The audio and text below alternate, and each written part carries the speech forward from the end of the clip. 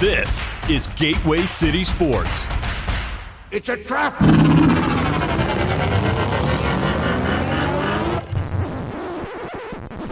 Oh, I'm sorry. Did I break your concentration?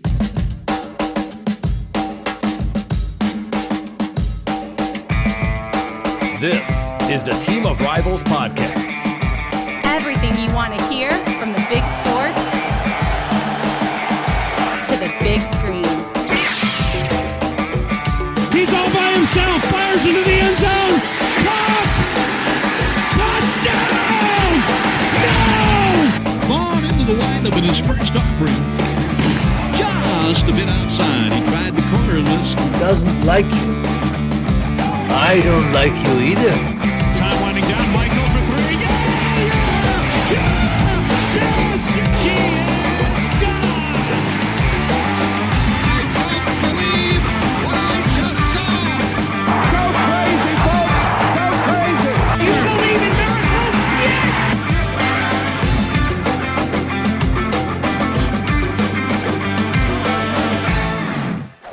You may fire when ready. What?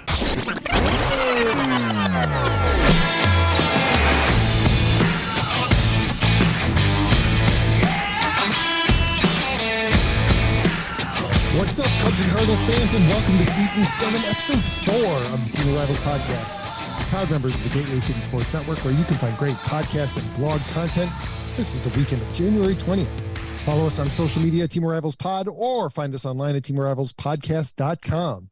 And for those of you who prefer to watch the show, we also post to YouTube, Facebook, and Rumble, so hit the like and subscribe buttons and be sure that notifications are on so that you know anytime we post new content. Look, this is a little bit of inside baseball, but Elliott, when Ron plays the introduction music when we're recording on Zoom, do you hear it at all? It broke up a ton. Like Yeah, I get little Ron's sitting there, snippets you of can it. see him rocking out. Yeah. He's enjoying himself, and I'm just sitting here waiting for him to point at me because I can't hear shit. Right. Yeah, we're already explicit in the warnings. I think the last Joining me thing I for heard was, this week's show, co-founder of TOR, number 125 in the 2022 edition of the Top Cards on Twitter, Ron Nuttall, permanent and occasional guest host, Elliott Dewey. Gentlemen, how you doing? Ron, explain yourself. I'm not really sure what I need to explain, but the whole audio thing sounds like a you problem, sir. I hear it just fine. And us, right. Elliott, did he not just make my point? yes.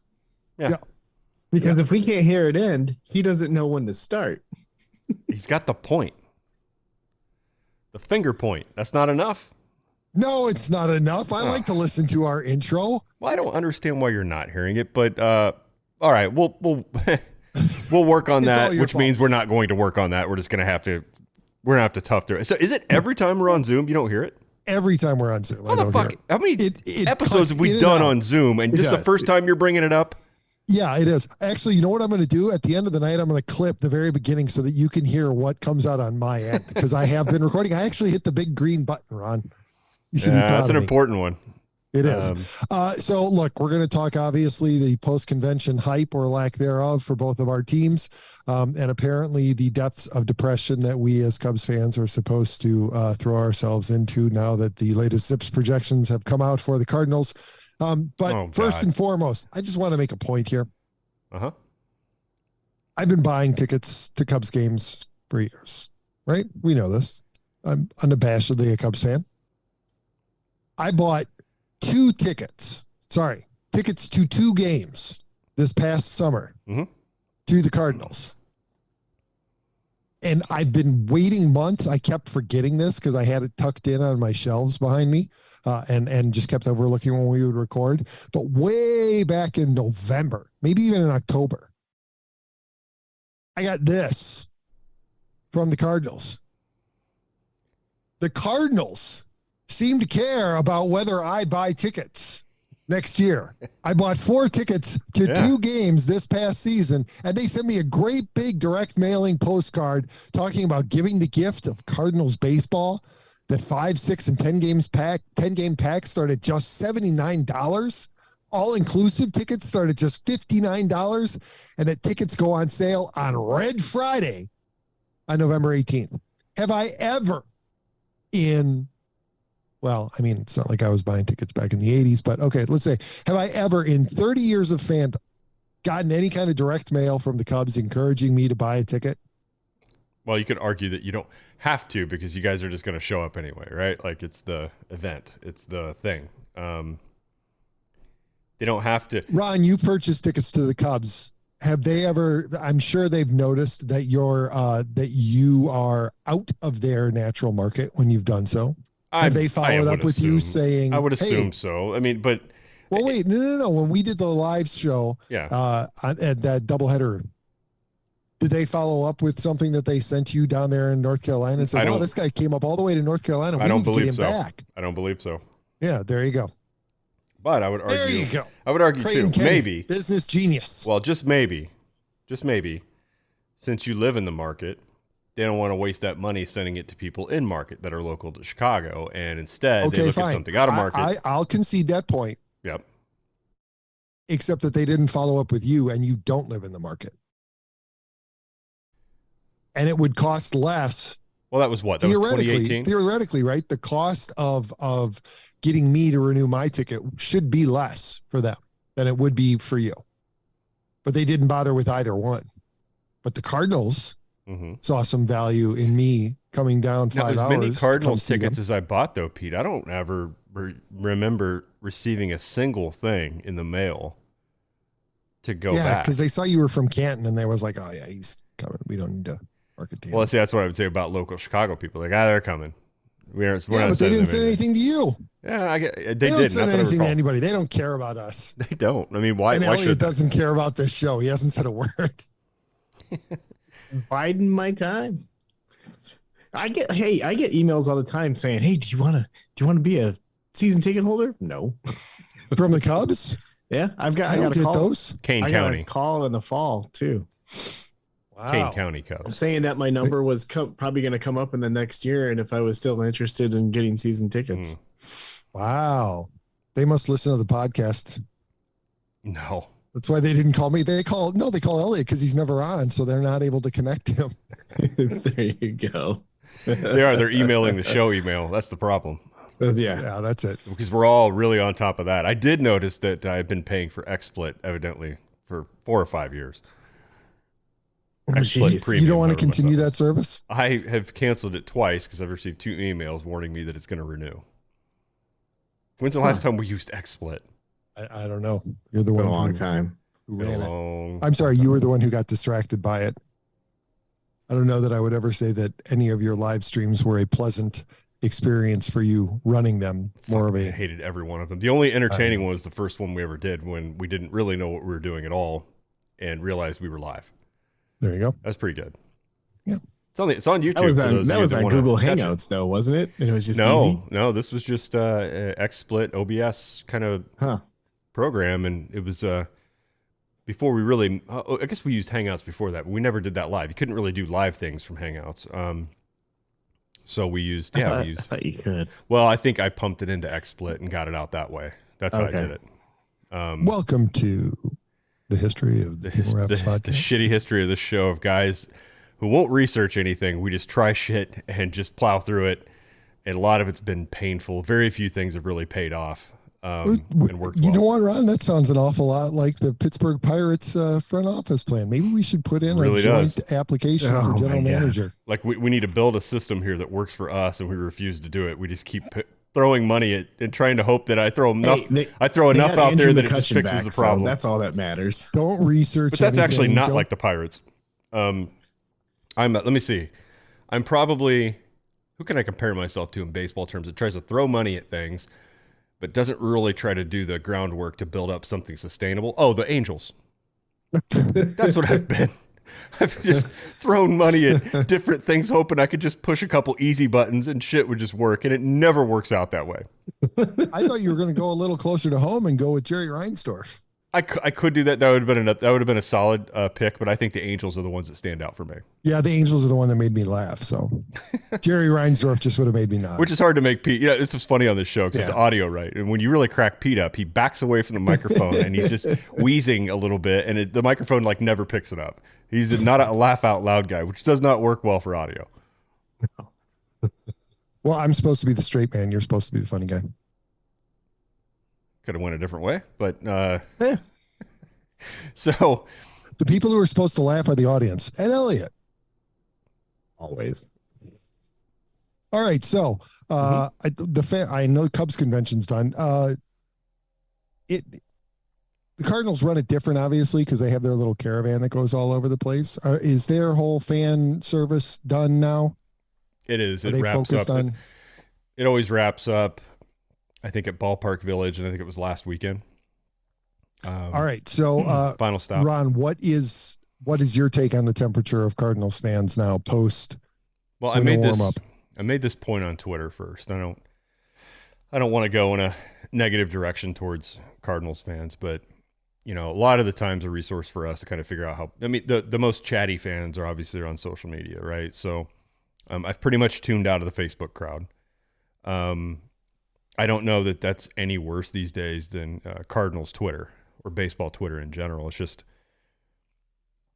It's bothersome and it's aggravating. I get to the point where I kind of shut it down for about a week and don't really pay attention.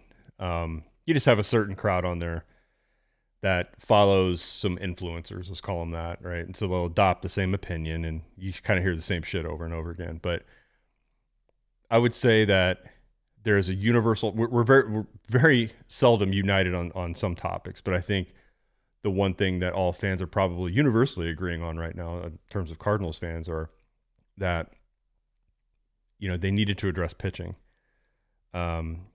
most of all, and they're just not going to do it. They're going to roll the dice for the third year in a row on a rotation that's, questionable, I think, at best in terms of health. And so it's frustrating to fans because the Cardinals always do that kind of thing where they'll make a big move, and I'll look at, acquisitions like Goldschmidt, Arenado, signing a free agent, biggest free agent non-Cardinal, contract coming in they've ever done has been with Contreras. But they always stop after they make one move.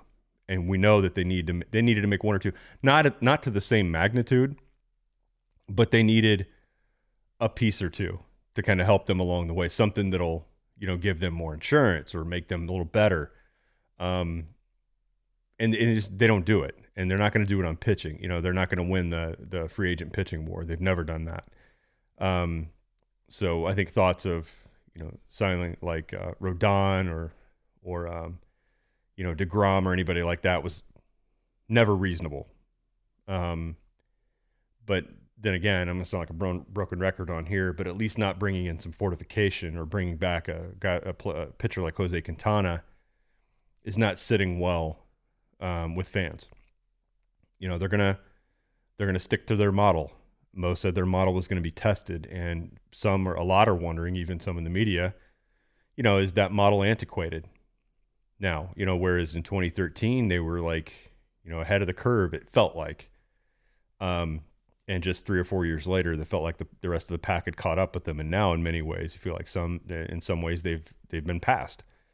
They just won't go spend money on those sure bets unless it's an absolute dire need. They didn't have an answer for catcher. I don't think they like what they had in the organization, or at least they didn't like it enough to trust it to carry the bulk of the workload the whole year, right? To lead a pitching staff. So that's why they went outside. And I'm sure that they would have preferred the trade route, but that didn't happen. So they did that, and then they stopped. I can guarantee you guys that in June, we're all going to be pissing and moaning over the pitching because they don't have an ace. They don't have, I'd argue they may not even have a number 2. We'll see what kind of condition Flaherty arrives in, right, once he's out of camp. So pitching is going to be their problem. And this organization is going to stick to their way, and that's how it is. Unless a pitcher becomes available via trade, we've heard Pablo Lopez name being floated around out there. It doesn't seem like they're in play there. They want to see what they've got in spring training, and this is the 3rd year in a row they've done that. So if you want to know how Cardinals fans are feeling right now, like, we are worried about the pitching staff, because if we don't have that, we could still win this division. We all perceive is going to be a little bit weak, but they're not going anywhere in the playoffs without a frontline starter, and that's just the way we feel. But I've been saying that for a long, long time. When's the last time they developed a top-tier starter? right? As for as much credit as their system gets, how many pitchers have been developed out of that system that have been like, holy shit, Adam Wainwright was a trade. Michaelis was a signing. Matz was a signing. I'm missing somebody here. Jordan Montgomery, he's going to be in the rotation, right? Signing or a trade. The only one they've got, Dakota Hudson. He's not a top-line starter. I don't even think he's projected to be. So if their system's failed at anything, it's failed at that. So pitching is going to be it's going to be a sore subject, I think, for a while. And I don't think I'm going too far on a limb to say that they're going to be making another deal to bring in somebody like a Rich Hill come July, because that's what they've done the last 2 years in a row. I'm glad I could plant that seed for you. You didn't have to. I mean, as soon as I saw that he's back, I'm like, wow, shit. Yeah, he might be wearing Cardinal red at some point. I think he did in a preseason or an off season briefly, but years ago. But yeah, so look for a move like that, if not two of them. So not great. Ron, I think, it sent Cubs fans, I know, into despair. I'm sure Elliott will weigh in on it, but I think, everything that you laid out there, your worst possible enemy are today's Zips projections, because basically all that does is it tells the Cardinals exactly your worst fear. You don't need to do anything, right? I mean, if you look, I think they've got 3 or 4 of your starting rotation slated to get 2 or more WAR for the season. And then you look at the WAR projection that they've got, I think, a 2 or 3 point WAR from the bullpen. And then you look around on their position. I mean, according to Zips, this is a 95-97 win team. Moselak's going to look at that. He's going to look at their projections for the rotation. We know more than you, say, right? We don't need to do anything. Yeah. Well, they're very good at that. At not doing anything. Yeah. I say that, they've managed to acquire 2, cornerstone, pillars within their everyday position players, right? In the corners. So I can't, like, as soon as you say that, they don't do anything, you're like, well, they kind of do, but then they just don't do enough, right? They just don't do enough. They wash the car, but they don't put the wax on it. It's that kind of thing, right? Looks good enough. And maybe we'll win the contest. But they just don't put on the finishing polish ever. They hope to get lucky enough. Get lucky enough to make the postseason if we get hot at the right time, like we did in 2011 and 2006. That's our formula. That's what it feels like. Well, now, how can you say that they don't put on the finish, that finishing touch? There's always one thing they leave out. There's always one thing they leave out that we all see. We're like, hey, you need that too. Hold on, whoa. Yeah, but they get them. They get the aging left-handers every year. You can count on them. I don't know if I'd call that left-hander to fill in the slot from at least one of your rotation injuries, right? John Lester, Jose Quintana. This year, Rich Hill, he's out there. He's waiting. They've went out and got 4 left-handed starting pitchers the last 2 years in July. That's right. That's why Rich Hill is almost a given. I mean, just put him in the uniform now. Doesn't even have to throw a single pitch for Pittsburgh. Just sit him out until July. He'll be a Cardinal. It's coming. Just wait. I don't think I'm going out on a limb here. I think it's. I think if there's like an 85% chance that Rich Hill ends up on the Cardinals. We are going to have, we will have. I hate the emergency podcasting. It's an old term now, but we will have a on the spot podcast when Rich Hill is acquired and he makes his debut. We're going to have to do that because this is the least bold prediction I think I've ever made on this show. You clip it now. I'm ready for it. I can't wait. Yeah, I cannot wait. I mean, that episode's going to have to be something like "We Told You So," right? Sure. That'll be the title. Yeah, Ron told you so. Other tidbits. He told you so. Other he told you so 2 weeks ago. Fine. You can take. I'll give you credit for it. Other things that come out of winter warm-ups or Cub conventions are the predictable things, guys. They've got fans drawn there. Fans are paying for autographs. They're standing like these pressers and everything. You're going to hear all the right things. You're going to hear all the right things. I feel great. I'm 100%. I'm back to where I was in 2019, et cetera, et cetera.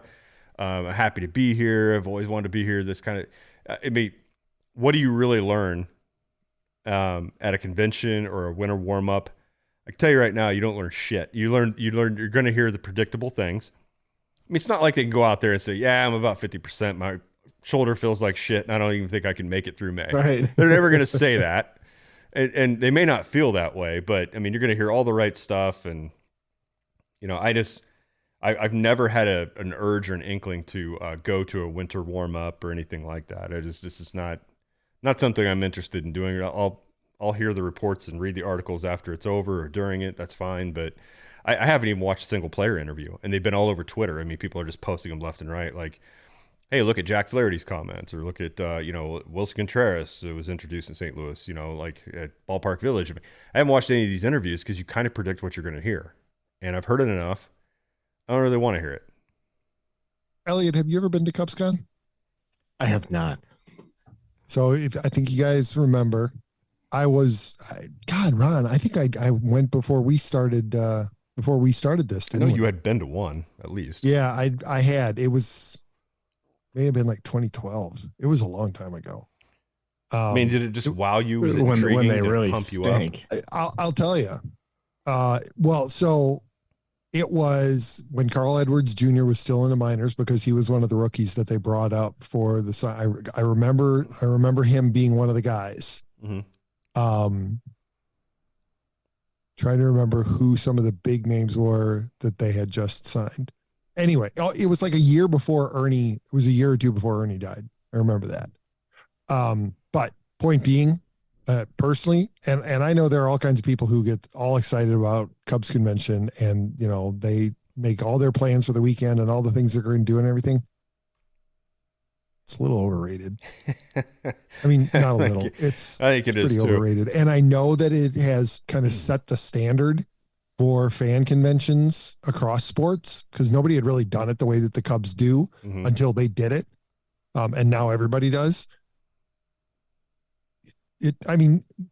Go once, experience it. It's kind of cool to be there, right? And to get to see all the players up close like that, and to potentially, if you wanted to get up and ask a question of the front office, to ask a question of the owners or whatever. That's got to be at the end of the weekend. That's got to be a somewhat of a tense moment, right? You're right, Pete, because there's all these. There is some Twitter, not really media people, there's some but tough stuff. Well, right, that's my point. Like, you've got all these people that aren't really media as a professional career. They do something else during the day, but maybe they write for a blog or do something else. And you've got these people who, if they want to get noticed, if they want to get their shit retweeted or go viral, they can ask the most asinine. I mean, they could literally get out there and ask something offensive or just something that they think is a hard-hitting question, and it'll put them on the map. It's got to be a little bit nerve-wracking, right? When you get that kind of Twitter crowd out there, the Twitter media, the Twitter fan media that's in the crowd, you got to be going, Yeah. I mean, a lot of the people that I follow blog wise, there was a lot of those guys out there. I mean, it was the Bleacher Nation crew that was out there. The guys from CHGO were out there. Crawley from he's got a Cubs blog, and Bleed Cubby Blue, and just all these guys. But I mean, I didn't really see a lot of them ask questions, except for maybe like 2 or 3, but because I watched a lot of the weekend, but a lot of it was just fans. Well, the ones that don't want to be shunned, I'm sure are pretty careful about it and try to be as professional as they can. Because I think some of these guys actually pull, permits or whatever to kind of get into the games and stuff. So yeah, some do. I mean, a lot of I know the Cardinals aren't the most friendly in terms of if they consider your website or your group or whatever bloggers. They set aside a bloggers day for bloggers to come in and talk to John Mozeliak at some time during the season. Daniel Shoptaw, who we've had on here before, has a United Cardinals blogger group. Then they give them credentials to go once a year and sit down with him and ask questions. I mean, this is a nice thing the Cardinals do. They recognize, there is there's fans out there that do this kind of thing. I've had the opportunity to go a few times, but I live here and I'm not. Again, it's like winter warm-up guys. I'm just not interested in making a trip to St. Louis to maybe get a question into John Mozeliak that, I'll be fighting the other, bloggers who are trying to somehow be faux media, get in front of them and ask. I'm not, that's not my deal. You missed your window to ask him a question by 2 years. You needed to ask him 2 years ago when you were in the top 50. Yeah, we don't even know you now. But anyway. I'm sorry, Ron, who? No. No shit. What do you do now? Yeah, I think we want to talk to the guy with the strange since I no longer do things for two birds on a bat, I think that's definitely that's been a trap door, and I've fallen almost completely. I'll be off that goddamn. I just tell him now, just leave me off of there, man. Don't put me on there. I know that Kyle Reese refuses to let Daniel put him on the top Cardinal follows on Twitter. I think he maybe mentions him, but he won't. I think Gifts and Kyle said, don't put us on there anymore. And they love Daniel. They're all friends and everything, but they don't want to be part of that shit. I'm going to reach out to Daniel and I'm going to ask him to continue to leave you at 250. Just right at the bottom. Yeah, just honorable mention. He would have come in at 257, but we don't go that deep. But Ron. Right, exactly. Just continue to put him in there. No comment or anything. Just number 250, Ron Nuttall, and then just keep going. It's not even worth a class by himself. I am not even worth the keystrokes to be typing that up. So I hope to soon exit that whole thing. But it wouldn't be keystrokes. He could just cut and paste it. You wouldn't even have to type anything. Just cut and paste it from the previous year. Yeah, that'll probably go on forever. But yeah, so opinion on these types of things, I don't pay much attention to it, to be honest with you. I mean, I know you asked for a topic this week, and I'm like, well, it's one. They've all had these things. We've all heard from players. We've heard from front offices. Is there any big news that's come out of any of this? And I would say, yeah, the Cubs. Well, it didn't directly come out of it, but the Cubs signed Trey Mancini. Yeah, you guys better be looking in your rearview mirror. I tell you what, prestige value and Trey Mancini. Well, here's how I feel about that kind of thing. Look, it might be funny, but here's the thing, Pete. If we go to one of our favorite baseball movies, Major League, right? That's my top one. That's your number one? It is. I know there's sentimental value around things like A League of Their Own and A Field of Dreams, that kind of thing. But I think Major League's always been my favorite. The Cubs are putting together a roster that you could kind of parallel to what you see with Major League. And I think that was last year's roster. Well, I don't know that they've added last year's, the year before last. Well, fine, yeah. But look, the 21 roster was the Major League roster. But you can't tell me that the signing of Jock Peterson would have created any more fire than signing Cody Bellinger, who's actually a former MVP, right? Like you've got this collection now. Trust me, I'm not comparing to what Billy Beane did with the A's in the early 2000s. The Cubs front office is not that slick. But if you think about it, they brought in, a guy like David Justice. You could kind of maybe contrast that with Cody Bellinger a little bit. This former MVP, this former All-Star you're right. Theoretically, he could be on the downside of his career, just like David Justice was, although he is significantly younger. Yeah, he is than David Justice was. So there's more of a chance for a bounce back from him. You've got a collection than there ever was from Justice. You've got a collection of players that there's not high expectations on the Cubs. There won't be a lot of pressure on them, but you've got a lot of players that are out to prove something this year that have signed, I wouldn't even say Pella contracts, but 1-year deals. And you never know what you're going to get. Okay. I see your point now. See, because when you said this is the Major League roster, my immediate thought was this is a roster that's being put together to lose. Because that was the intention at the beginning of the movie, was that they were putting together a roster with the intention to lose. For different reasons. This is a roster that's been put together to get by, to get some recognizable names on the back of the jerseys. But I think what could happen is, oh shit, all of a sudden these guys refine some kind of form because they have no pressure. And they're playing. So really what we're talking about. Okay, so a more apt comparison, Ron, is the 2015 Cubs. No, I don't think so. Yeah. They actually had. They were not. They had a direction. They were not expecting to go as far as they did. That's fine. And then it was, oh shit. But the thing is, though, they had a young team in 2015 who they wanted to develop to get experience under their belt. This group right now, there might be a dead guy on their 40-man roster that they don't even know about. Just like Major League. About Tucker Barnhart. There's different That's good. But they had a long-term plan with those guys. Especially when we have Jan Gomes. Don't talk about Tucker Barnhart like that. Yeah. But they had a long-term plan with those guys in 2015. Yeah. Maybe they didn't expect it to do as well as it did in 2015. Clearly, I don't think they did. But they were putting together a group that was going to play together for a very long time. This fucking roster you have right now, those guys aren't going to be around next year, but they've got them collected together this year. There's no expectations. That's probably going to be the most fun clubhouse, I think, in the National League Central by far, because they know this is going to be a one-stop shop for right now. That's it. And so I don't know, man. I think you might be surprised, Pete. I know you don't have I know Zips, fuck Zips, fuck Prospectus and all the other stuff. We've seen this stuff for years. It's usually wrong anyway. And we haven't even seen Dakota yet. And we know that's your favorite projection. That's always, it's always very kind to the Cardinals. I will say that they've beat it almost every year we've done this show. Like they've finished ahead of that. I'm not saying well ahead of it every year. So you should be happy about that. I don't know. You should be happy. If it comes out and it projects that the Cardinals are going to win 100 games, you should start buying World Series wagers immediately. You know what's going to happen the one year that they do? They're going to overperform. Well, the 1 year, but the 1 year they do predict the Cardinals to win 100 games, they're going to win like 87, and they're going to it's going to suck. Come on, Dakota. Yeah, right. They always have to be well off. I just hope it doesn't go the other direction. But guys, you underestimate it. You could actually have a more fun year in Chicago this year than what you're ting. Elliott, since we've kind of pivoted over there, you said that you did clearly paid attention more to the convention than I did. How are you feeling after that weekend?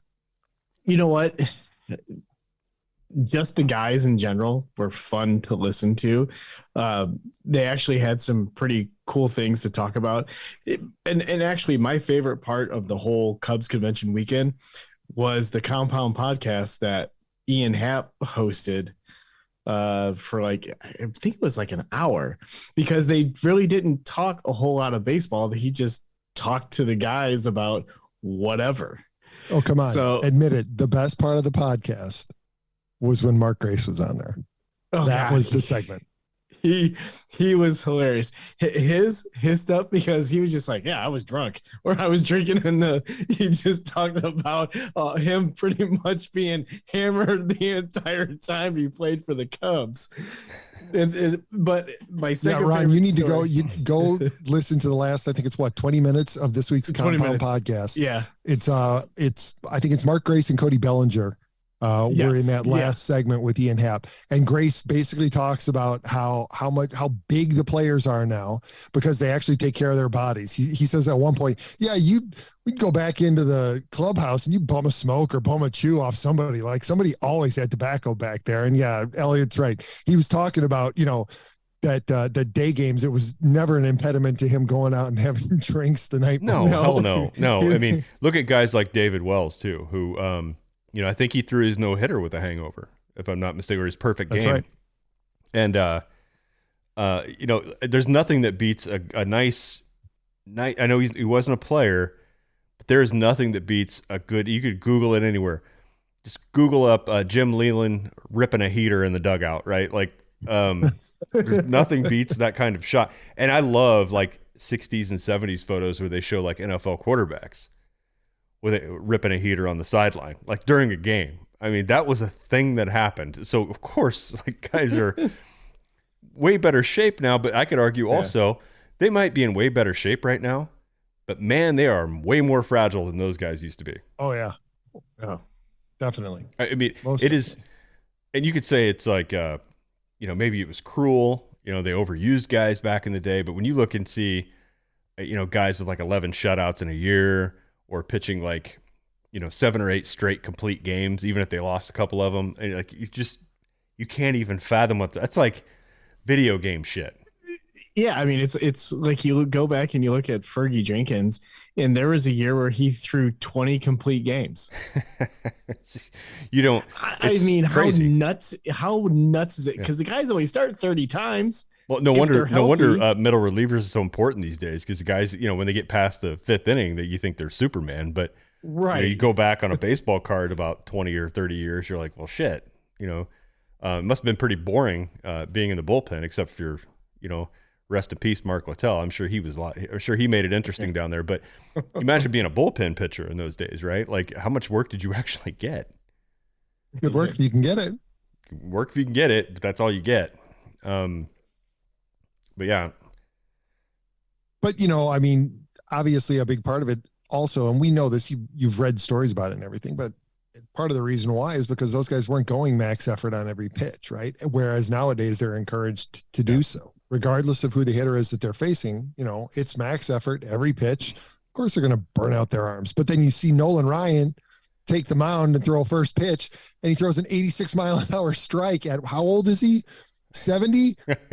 He's still throwing 80 plus. Well, I think you got to look at, and I watched that whole Facing Nolan or something, like Facing Ryan or something like that, the whole documentary, and it's there are just some human beings like Bo Jackson, that are it's just biomechanics built different, and but there are guys like that now who are not going to be able to throw like that when they get older. No, right? You're I right, know that Nolan Ryan has freak mechanics and he can always throw that hard, but still, that he was not going max effort against every, he wasn't going max effort against Ozzie Guillen. Not the way that he was when he was facing Bo Jackson. Right. He knew he could get Ozzie Guillen out with less than his best stuff. But when he was facing Bo, he had to throw his best stuff. That's not the way that they approach pitching now. Yeah, it's throw your soul into every pitch, right? Yep. And if you only make it 5 innings, so be it. Yep. You'll just be a short starter. We'll work a 6-man rotation. We'll shift. We'll do all the stuff to help you out. That's right. Although the shift's going away. Yep. Hey, speaking of which, and credit to Ron's favorite guy at Bleacher Nation on this one. I won't say his name. Michael but Cerami he ran an analysis. It was today, I think, or maybe it was yesterday. I don't know. All the days are blending Let's together. just face it. He paid for an analysis. He had somebody else. Probably. Okay. Ran an analysis. You guys. Okay, there we go. Problems with I think I need to get a new cable. Ran an analysis of how much stolen bases increased in the minor leagues in the last year compared to the previous 3 years when they had bigger bases, limited the number of pickoffs and everything, right? And they jumped like 25% in a year. It went up. Went up 25%, the number of stolen bases. And I started to think about it. And, maybe Wilson Contreras going to St. Louis isn't going to be such a terrible thing. He's not going to provide you value, as much value behind the plate as far as like a receiver compared to Yachty. But, and we referred to it. We talked about it before several weeks ago when the Cardinals first signed him. Yeah. With a limitation on only 2 throws over to first base. On the third, you can throw over a third time, but that third time you got to get him out. Otherwise, the base runner advances, which means nobody's going to throw over a third time. Right. Right. You're going to see a lot of back picks from Wilson Contreras. Paul Goldschmidt is going to need a new glove by the All-Star break with all the because that's not going to be limited. You're going to see Wilson throwing over to first a lot, even more than he did when he was throwing to Rizzo. Yeah, interesting rule, and I'll admit we've all seen a game or two, damn near every year, where you got a guy who's just throwing over the first constantly, and it's not the most exciting thing. I'm just not. Again, one of these, we're talking about this every year now, like rule changes that are pretty significant to the game we were used to watching, right? Like we've seen a lot of changes. I don't know if that, kind of like the automatic walk, I don't know if that'll bother me or not once it's implemented and once we get used to it for a few years. I may not think anything of it, but I think I would much rather trade. I'm willing to take this as one rule where I actually like it because I want to see more stolen bases. I don't like station to station baseball. We've talked about this. Yeah. Yeah, I know. It's boring. It's boring baseball. It's like dump and is. chase in hockey. Like if that's all your team does, it makes for a pretty boring game. Yep. The one rule that's sticking though, that my God, I just don't know. I just want him to change it so bad because I just don't like it. I just don't like it. It's not entertaining, and that's the ghost runner. The 10th inning. The runner on second base in the 10th inning. I'm just not. I don't think that one's stuck, but they're keeping it. I don't think it's stuck with fans is my point. I'm open to being convinced in the 13th inning, right? Like give it 3 more innings, but to go right to it in the 10th, it basically says, okay, we're done with this. We're not even going to try. I could go with that. I could go with doing it later. Like, hey, give them 2 or 3 chances to play out an inning like you're supposed to. And then if it's still going past that, hell, even the 12th inning, right? Give them 3, give them another third of a game if they still can't figure it out. Look at soccer, right? When the match matters. When the match doesn't matter, they end in a draw. There's no extra time at all. But when the match matters, right? It's a World Cup, it's a championship, it's some kind of actual knockout game. They give another another 40 minutes or another 30 minutes, right? So 2 more 15-minute quarters or halves, essentially. They just got done playing 90 minutes, and then they play another 30 minutes before they go to the shootout. Mm-hmm. I mean, that's like, and hockey does the same thing, right? It's not like after 3 periods, they're done. They reduce the number of skaters, but they at least give it a shot still playing a game of hockey before they finally go to a shootout. Well, maybe that's what baseball needs to do, is start reduce removing the number players. of guys in the field. Yeah, you take out the center fielder, and you make. I could get down with that.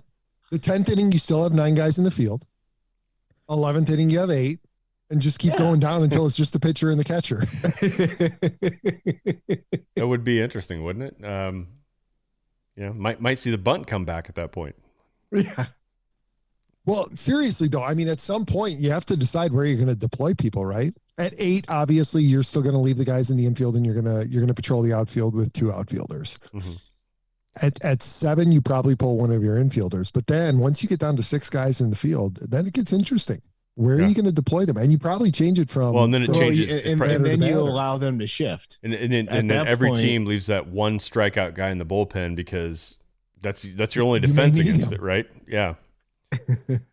Yeah, it changes this domino effect with rule changes. But I don't know, the Ghost Runners one I never really have liked too much, but I guess it's around to stay, at least for the near future. So, then the problem I have with that then is, what are you saying about the regular season compared to the postseason, right? Because that's always been the argument, is that's why baseball's so beautiful, because over the course of 162 games, it all evens out, right? We're not like the other sports where you lose 1 game and that can be it for your season.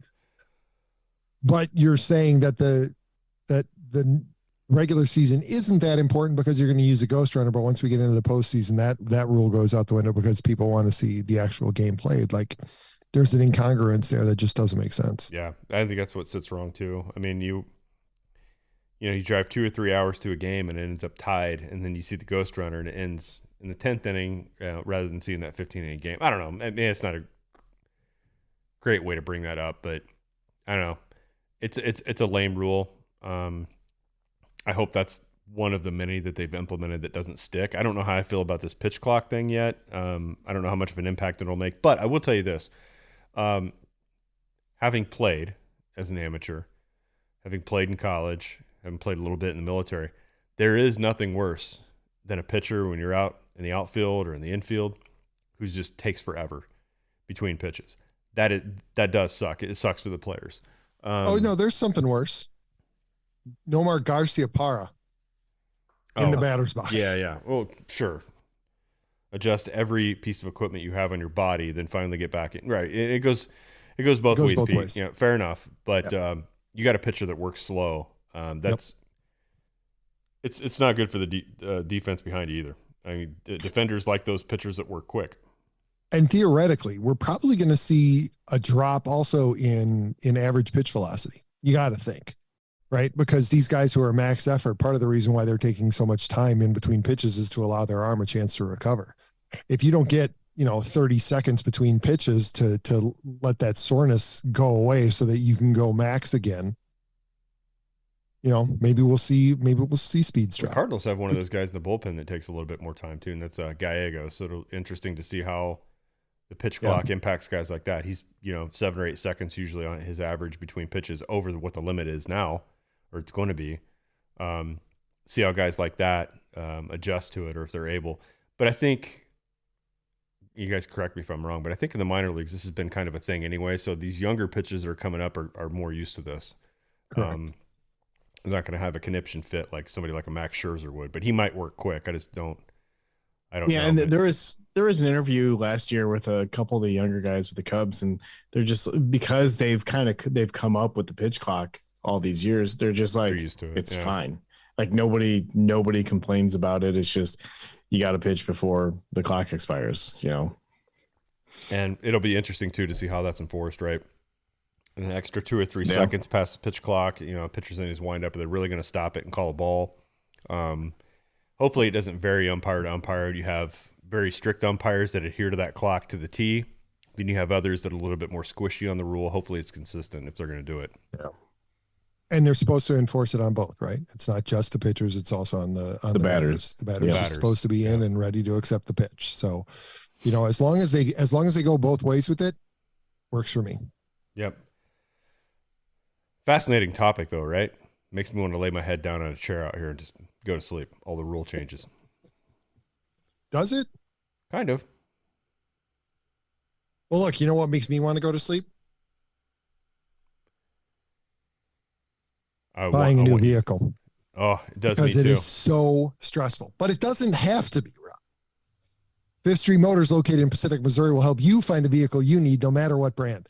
Fifth Street Motors believes in giving you the best price on a pre-owned vehicle that will fit your budget. So give Brandon or Don a call today at 573-259-1306 and tell them Gateway City Sports sent you.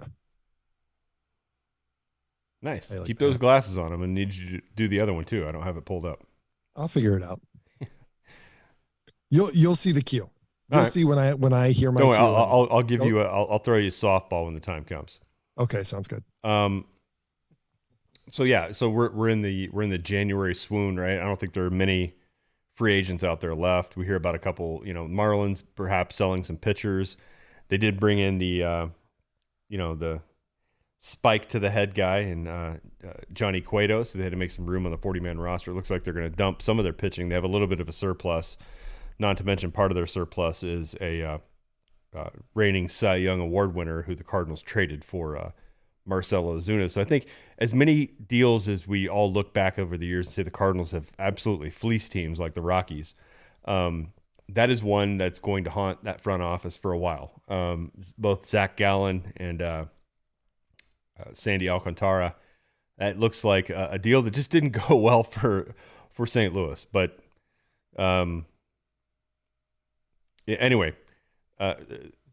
Marlins are selling. The Cardinals are in on it. And what have I been talking about the whole goddamn night? Pitching, that's going to be the thing that we're going to be talking about, I think, as we work through the season here. And it's going to be annoying to people because I'm going to bring it up a lot. But, look, something to be said for not fortifying what the whole world sees as a weakness, and it's called not protecting yourself. You know what it's like not protecting yourself, Pete, right? I do. Because we know how important it is to stay protected. Because sometimes life throws you a Rich Hill curve, and that's why you need Allstate. The Wiley Group has 2 locations in Festus and Arnold to serve you. They offer home, auto, boat, motorcycle, business, life insurance, investments, and so much more. They offer a customized approach that is unique to your situation to make sure you, your family, your assets, and Rich Hill are properly protected. They also offer great rates and savings. So give Sean and his team a call today at 636-764-6294. They'll help you with an insurance quote right over the phone. You can even give them a call if you want to talk sports, because they do that too. They all have busy lives. So you can also email Sean at SeanWiley@allstate.com and talk to him about your coverage offers. And remember, Elliott, where are you? I'm at home. Well, Elliott, I was trying to bring you in. Just remember, you're in good hands with Allstate. There we go. Sorry.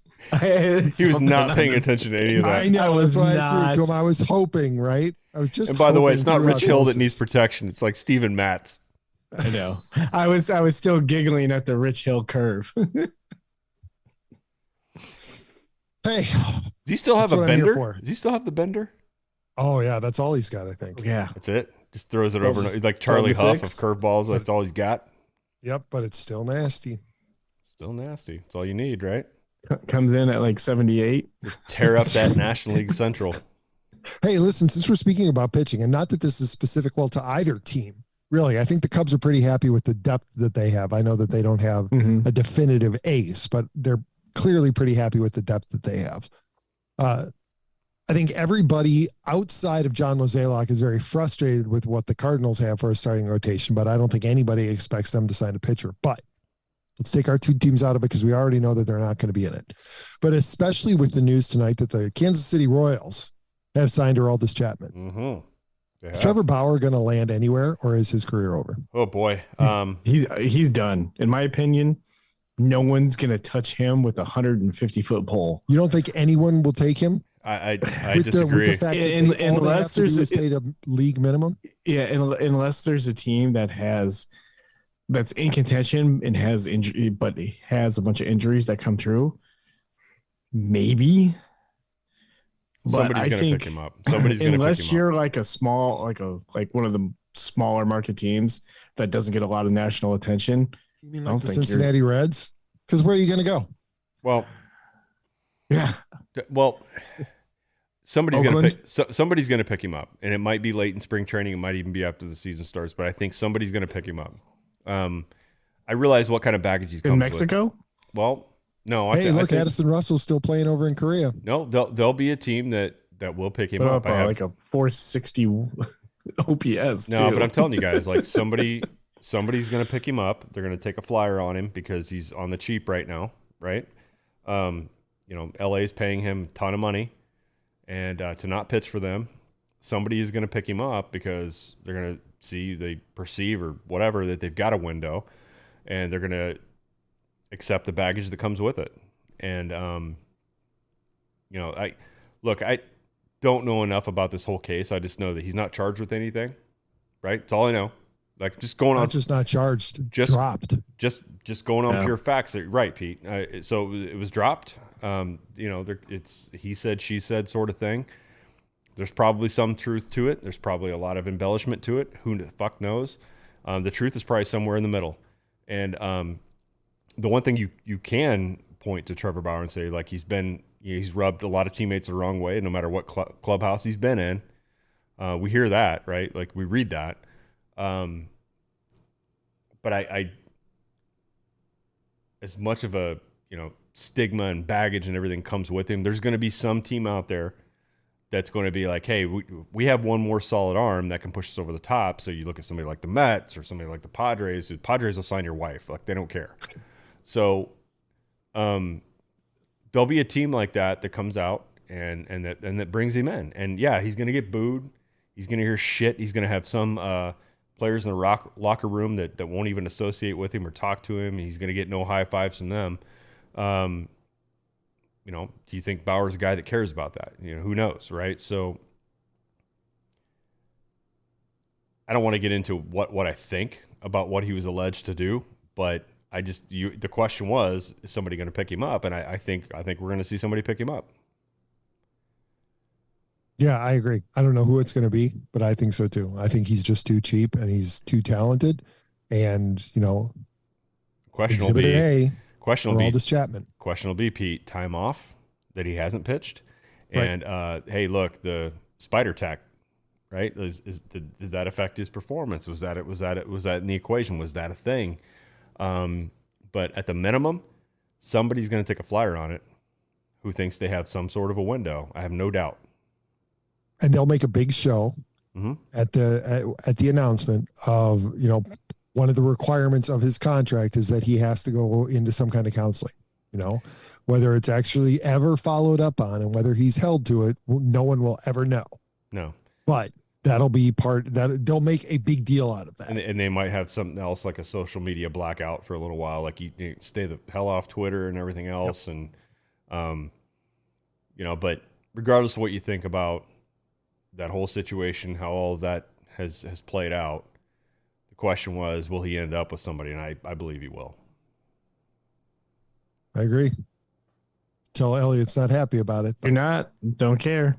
Just as long as it's not the Cubs. See, I thought it would be.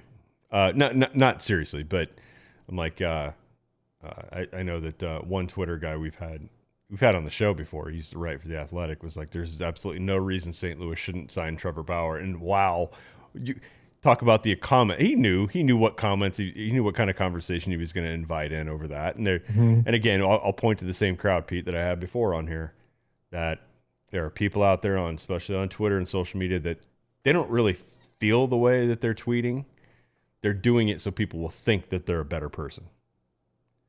All right, so I'm going to throw one out here for you, okay? And I'm not going to name names or anything, so nobody has to flame us or get mad at us. Although, I mean, look, since we're recording and we're not broadcasting live, Ron, you can cut this out if you think that it's going to piss anybody off. Oh, okay. no. So I'll give you a 3. I usually don't, I like to chop off the beginning and end. I don't like to do anything in the middle. So be careful. All right. Okay. So let's just say that in the private group communications that we are privy to this evening, there was a communication about somebody saying that they really had wished that the Cardinals had taken a flyer on Aroldis Chapman. Oh, yeah. I know what you're talking about. Yep. Look, I know that the Cubs took a bite of that sandwich and it helped them win the World Series. But I don't know how you can say we should have taken a flyer on Aroldis Chapman and then get all high and mighty about not wanting Trevor Bauer on your team, because their indiscretions are not very far apart. Nope, they're not very far apart. And if you even look at, the trail of, I'm not going to say broken bones, but definitely hitting people with casts and choking people out. That was the Marcell Ozuna trail, and he was a former Cardinal too. Ooh. So, it's like it's like in football, Pete. You saw the Cleveland Browns do what we thought no team would do, and picked up who's that quarterback? Deshaun Watson. Deshaun Watson, yeah, but then you can go back, right? Look at the Baltimore Ravens. Oh yeah, sure. I mean, not just with Ray Rice, but before that, welcoming in, what's his name? Ray Lewis, right? He was an accomplice to a murder. Yeah, I mean, probably obstructed justice. Well, he didn't stab a bitch, and they hitched themselves to his star, and the NFL abetted it, and the NFL turned him into, the NFL got 100% behind him and defended him. The thing is, that's with all this stuff, even the political things that we hear about every day, about documents being in your office, documents being in the shitter behind the magazine, whatever. You've heard me use the term many times on here, guys, that I typically don't like to bark at headlines. I like to know more before I say anything. I really do. I try to do that because you can sound like a dumbass, right, if you comment on things too early. But Twitter's full of that. Man alleged to do something. There's every guy who wants to get the attention of girls on Twitter is going to come out and say, "You pig, he should never pitch again." Nobody ever wants to pause for a second and be like, "Hey, can we get the facts? Can we actually know what did or did not happen before I go blurt anything out?" But so few people want to do that, right? I typically like to just know a little bit more before I comment on it, because typically the first thing you hear is probably not the story, and it's definitely not full context, right? I like to have more context before I open my mouth. So, I know these are sensitive topics. A lot of people like to grandstand, try to make themselves look better than they really are in everyday life, so they like to comment on that stuff. But I don't, and that is being cautious. But I think it's also being. I don't claim to be smart in many areas, but I like to know more before I say stuff. Unfortunately, social media is just the other way around. Crucify. Pitchforks. Yep. I need my pound of flesh. Why? I don't know. I just need it. I don't know. I just need it. Yep. Because it's there. Just because I'll look better for wanting my pound of flesh. Right. Yeah. Well, fuck you guys and gals, all of you. Fuck all of you universally. You came for the baseball content. Yeah. But you stayed for the political commentary. That's right. You're going to every time. It's like my baseball commentary, though. It's no different. Look, let's just hit the trifecta of alienating listeners. Should we talk about Star Wars too? I have absolutely nothing to contribute. No, we can't. No, I refuse to talk to you about it anymore, even though our intro goes, big sports is the big screen. Like Pete is stubborn. This will be an ongoing argument for like a decade here of why. What is this stance of just not going to watch it anymore, not going to pay for it? Like, are you serious? This? Like when The Mandalorian, when it fires back up season March 3 in 1st. Yeah. You're still not going to. How about this, Pete? I had a buddy who decided to get the Hulu Disney Plus bundle. I have a spot that with your name on it, if you want onto my Disney Plus. And you're offering fraud right here on the show. I am not going to be an accomplice to you breaking the law, Elliott. Just password sharing. Just password sharing. There is no such thing, Napster. That's right. But yeah, Pete. So you've basically like part of our premise of the show. Pete is just completely shit. Nah, I'm not participating. It's not my fault. It's theirs. It's theirs. It is theirs. So you're not going to watch season 3 of The Mandalorian? No. Didn't finish Andor. I know the Bad Batch is running. Hey, you know what? I can talk about what I heard on RFR. I don't care what you heard on RFR. But I just can't believe that you just don't want to. You don't want to. No, I do want to, but swallow it. Should I not be judging this? Should I ask for more context? Disney Star Wars has, on balance, Disney Star Wars has been a detriment to the Star Wars legacy. And I'm not just talking about what shows up on the screens. I'm also talking about the written word. I'm talking about everything connected to it. It's become about producing content. It's no longer about telling stories. Ron, how many of the Star Wars books have you read where you're like, well, that was a waste of time? About half, at least, that aren't very good. But I'll say this, though. Pete, the one thing that gives me kind of like, I guess, a thread going back to the notorious GL, right, George Lucas, is that there is a guy like Dave Filoni still there creating content, creating story arcs that I still think tie back to him in a way. That still exists for me enough to where like I'm interested to see where some of these stories take off, because I do think that George has influenced so much of the work that Filoni and Favreau are going to end up doing. I don't disagree with that.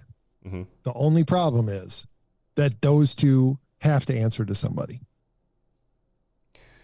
And I'm not entirely I don't know to what convinced point, by, though. I don't know what. I'm not entirely convinced by the people who they have to answer to. They care about Star Wars. I could understand your logic all day long. I just don't know how you refrain. I don't have that bone in my body. Another thing that annoys me about you is you're a non-spoiler guy. Like, fuck spoilers. I don't think I've ever ruined anything for me, because I don't believe half of them. Half of them aren't even true. Like shit, more than half of them. Like 95% of them aren't even true, right? Halftime the trailers are content. Well, that's been the annoying. It's not even in there. That has been the annoying thing with Disney. Going back to the Rogue One trailer, right? You didn't see half those shots in the actual movie, so that was a little irritating. But I can't pull myself away from it. I would have to literally, like, I think the Cardinals front office would have to take over Disney and Lucasfilm before I would like ignore it for any extended period of time, like I have baseball at times over the last couple of years. I just don't know how you do it, Pete. If you're gonna keep it up, that's fine. I just don't know what you're proving. You know what? Part of what makes it easy to not is that my son just doesn't care. Like, he is so all in on trains because that's what he's going to do. He doesn't care. He didn't watch an episode of Andor. He wasn't interested in watching it. I don't think he knows that the Bad Batch has started up again. Like, he just doesn't care. And without being able to experience that vicariously through him, right? Yeah. That childhood wonder, it robs him. What about your own inner child, you son of a bitch? That's going to catch up with you someday. He died. I always watch by myself first before I watch with Eli. Yeah. Well, here's the thing. Like, it went from my inner child died. Kathleen Kennedy killed him. Oh, you poor thing. That heartless bitch. So get the hypodermic needle. the Bad Batch thing on Wednesday mornings used to be like me and the 11-year-old thing. He doesn't even wait on me anymore. Like, I'll come home on Wednesday. Oh, he does he's like, it shit, first. I've already watched it. I'm like, you're kidding me? So I'm out here in my garage, like, watching it by myself. And, it's like, hey, look, Elliott, we can talk about it. We're not going to spoil anything for Pete. He's going to ignore it anyway. But the first 3 episodes I thought were pretty good. I think. I heard episode 2 was outstanding. Episode 2 was outstanding. Yeah. Episode 3 was pretty good too. Episode 4, it is. Episode 4 is very much. Wait, which one was the solitary clone? Was that episode 2 or 3? 3. That was 3. That 3. was last week. That's the one I heard was really good. That one was good. You really kind of get into somebody who thinks they're picking the winning side, but they're starting to see how loyal to the Empire to an outsider seems like that's what you have to do, but once you get inside of it, you feel like, God damn, all these people are disloyal to each other. I'm starting to see this. So yeah, and it's crazy that they kind of bring it back to one of the original clones, and Cody, with the inhibitor chip, he goes. Well, a line they spoke early in the episode was a lot of the clones are starting to, go AWOL. There's clones that are starting to do this. Well, yeah, because he had said we had another one go AWOL. Well, you think about it too. They're programmed to follow, the Republic. A good soldier follows orders. Yeah, but you think that would carry over to the Empire, but it's not as much, right? Did initially, but now they're starting to. I don't know if the programming's starting to wear off, or they're starting, common sense, or what their own mind is starting to take over. But you see that happen. And Cody abandoned the Empire, but he went AWOL at the end of the episode. Right. So and you think about it. Mm-hmm. It raises that question of what exactly did the inhibitor chip inhibit, right? Was it strictly for Order 66? Yeah, I think so. Yeah. Right. Because what we did see throughout the Clone Wars series is that the clones did develop their own code, right? They did have a code of honor. They were not mindless automatons. I think they were for a brief period of time. I think that happened. Right. But I think for the most part, they had a sense of what was right and what was wrong. Yeah, I think you can that's see that ultimately happening. You can see the more distance between when Order 66 occurred versus just the occupation and takeover of the galaxy. That many of these guys are like, this is the opposite of everything we were doing during the Clone Wars, where we were liberating people. We felt that we were helping people. That was the mission, and now it's not like that anymore. So I think you're starting to see that come through, which will explain a lot by the time we get to episodes like even Rebels, that you just don't see clones around anymore. Right.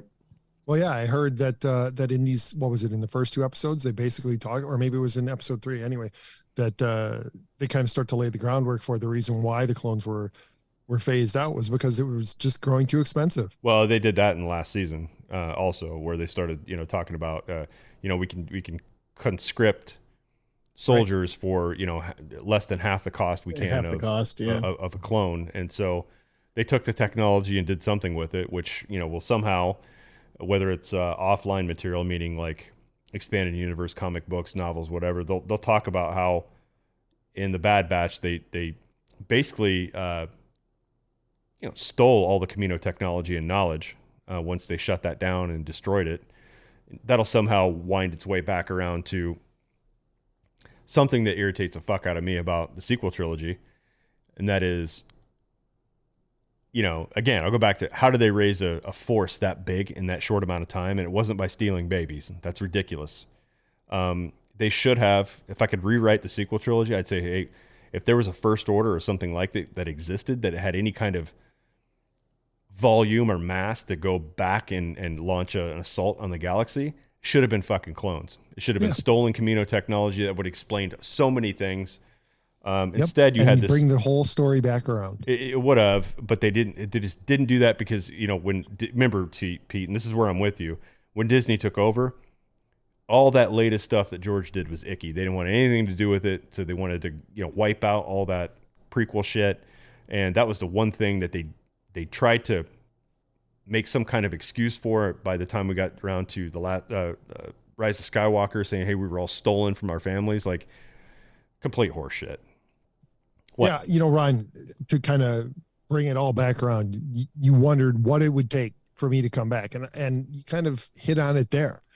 For me to come back to Star Wars, they basically need to, and I don't know how they do this, but they basically need to eat their hats and say, yeah, you know what, we screwed up. We said that all this IP that had been written before, that had been created, it's just a legend. Yeah. And we're going to incorporate it because they've already gone down that road. They've already done it with Thrawn, for example. So why not continue to do that? Bring the EU back in, don't write it off. Even if it's not the exact same, right? To take those. Right. It doesn't have to use it as a, use it as a base from which you can build. But then also what I really would want to see and what would bring me back is a plan. And that's the one thing I'm even more over Marvel films, but the one thing that I will give the Marvel Universe credit for, at least through phase 3, was that, through phase 3, was that there was a plan, right? Like, while there were movies that were unrelated, they were still weaving in and out of each other, and there was clearly a plan that was laid out, and they knew where they were going. And that has not been the case with Disney. No, there has not been any kind of unified sense that they were actually telling a story. Basically, what you're describing is, Lucasfilm, as it was independent, was all the way up through Marvel Phase 3. Disney took over, and it became DC. Right, where there wasn't really a plan. It was kind of like, hey, let's throw shit out there and see what sticks. Yeah, God. Because we've announced a schedule to investors, so we got to do it. It has been a mess. I can't disagree with that, but there have been some lights, and I think what Filoni has been most involved with seems to be the one thing that they're still doing that has some kind of plan, at least, or direction. Then there's been some disappointments. The whole sequel trilogy has been a disappointment. I think it's just a lot of big plot holes in there. That's one that, because of those things, there's impossible to go back and watch. It's not, how unfathomable was it for us to be like, I can't go back and watch Episode 5. I can't go back and watch Return of the Jedi. Like, you couldn't possibly think that about a Star Wars movie. Hell, even the prequel trilogy, they're tough to watch, but if they're on, you're going to stop for a second, right? This sequel trilogy, there's not one time I've had the urge to come out here and just fire it back up because I want to see Yoda talk to Luke again in The Last Jedi. No, it's my least favorite of all of them. Strange world we live in, but Pete's holding out, so we'll keep talking about it in front of him and spoiling all the shit he's not going to pay for. Right. Fine by me. You enjoyed this episode, you're insane. But don't forget to comment and subscribe anyway. And if you want to help spread the word, please give us a 5-star review and tell your friends to do the same. We're available on Apple Podcasts, Spotify, and wherever else you listen to podcasts, as well as Rumble, Facebook, and YouTube. So be sure to check out the other Gateway City Sports Network podcasts, including the Derek King Sports Show. That's a winner podcast. Talking Sports in the Bleachers with Don King. Don King. You almost said it. Almost. And 2 for 3 with Moose Michaels. You can find Elliott on Twitter at. Can you find Elliott on Twitter still? POR_Elliott. It took a while. For as long as he decides to shout at the clouds, you can find Ron at TR_Ron75. And if Don Glenn and Derek King stole clone technology, they could make a Don King. That would be amazing. Yeah. That would be amazing. Be one ugly kid, though. It would. Get in touch with us at the show at TeamOfRivalsPodcast.com or on any social media channel at TeamOfRivalsPod. Gentlemen, been magical as always. As always. Obviously, we'll get back on when we feel a burning need. I mean, obviously, we're going to get back on Pitchers and Catchers Report, but I would imagine we'll be back together before then. We'll find unless there's an emergency podcast that needs to be signed because the Cardinals have signed Trevor Bauer. Oh boy, that would be something, wouldn't it? And Pete, thanks for walking us out of here. And we got to get going because I know Elliott's itching to strip down to his bare ass naked body and put that CPAP machine on and just go to bed. Damn right. He told us off recording last time we did a show, which was we should have recorded it, and I could kick myself in the ass for doing it. Until next week, we love you all so much. Bye bye, everyone.